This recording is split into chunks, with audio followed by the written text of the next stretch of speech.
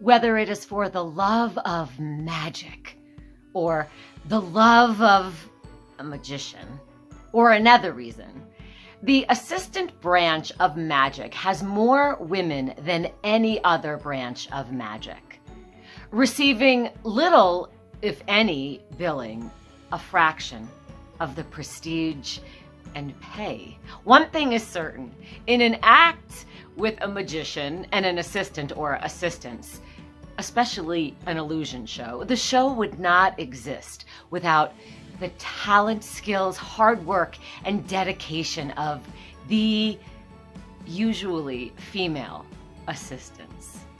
Stay tuned for a bit of woman's herstory of magic.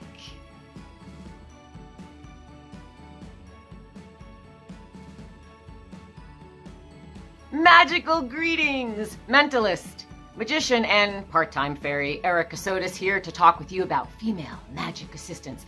And for this tale today, we are going to use 4 blue-backed Jack of Spades, right? And I want to start by just talking a little bit about the contributions that these women made to magic. Now, often these female assistants would choreograph and block routines. They would make costumes and props for the act, back of room sales, marketing, making sure props were in the right position and place, and not to mention the dangerous act of getting cut in half, stabbed, set on fire, and having their bodies rearranged. Yet all these work. If you Google these women and look for them, often you can't even find them, but you can find the male magician that they worked for and possibly were married to, right? And even on the person's Magipedia or Wikipedia page, you can't even sometimes find the name of these women. So today we are going to honor them. However, there were some magicians that gave their assistant and possibly also wife billing, such as one of the best mentalism and magic acts during the vaudeville era was Mysterious Smith and Madame Olga. I just love that name. I kind of want to change my name. Then there's from Poland and Ukraine, right? The magic duo, or she was considered the assistant, but she did so much. Helga Moretti assisted her husband Hans Moretti as the Morettis. And then, of course, the magician Cardini and his lifelong wife and assistant Swan. Sometimes their act was called Cardini and Swan, right? So these women weren't always invisible, but often they were. So now let's call them on. Ready, everybody? We now honor the contributions of these women. Come to us now. We thank you for all you've given, all you're going to give, and all you currently do to support magic. Oh, yes. There she is, our wonderful female magic assistant. Now, I thought it would be fun now to call on some of these specific women, okay? So let's call on them now. Ready, everybody? Who wants to join us? Please come with us. Show us your name. Come, come, come. Please be here. Now, we honor you. Who comes back from the other side? Oh yes, look at this. Wow, I didn't expect that many women to appear. Yikes.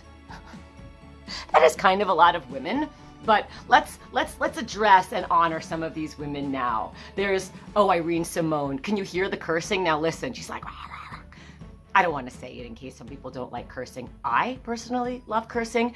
So Irene Simone was married to Professor Zira Simone, and it says that she was in charge of everything, right? The whole act, which couldn't have been easy since they had marionettes, they did a seance routine, they had ventriloquism. They did so much in their act. And then there was Olive Dot Path. Oh gosh. Now, she was married to a magician, Robinson.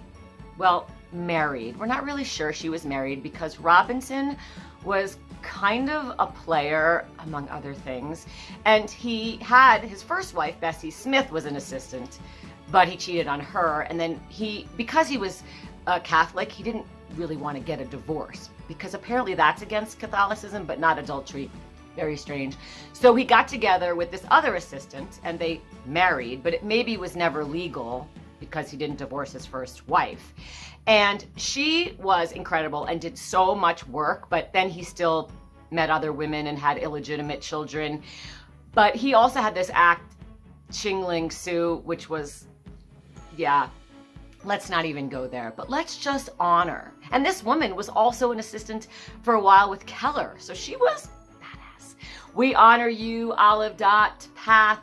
We honor you and Bessie Smith. And today we're going to also honor the Andersons. This guy, John Henry Anderson, also illegitimate children. We want to now honor all the work and amazing talent of his two wives, Angeline Anderson and Hannah Anderson, and also of all of your daughters, which gave their time and energy to grow your career. Alice Hannah Anderson, Columbia Harriet Anderson, Helena Elizabeth Anderson. And then, of course, your niece, who was also sometimes in your act, Isabella Jean Anderson. And then there was another woman, Louise Anderson, who he pretended was his daughter. So all of these women who are lost to history in a lot of ways. We may never know all of their contributions. We celebrate you for Women's History Month. Gosh, can you hear that? I hear screaming, 11,800 times. Tell them 11,800 times. That would be Moi Yo Miller, who is considered one of the greatest magic assistants of all times. She assisted Dante in the golden age of magic.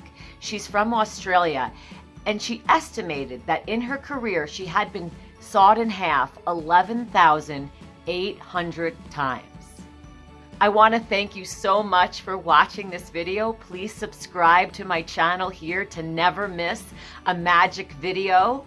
More Women in Magic videos coming.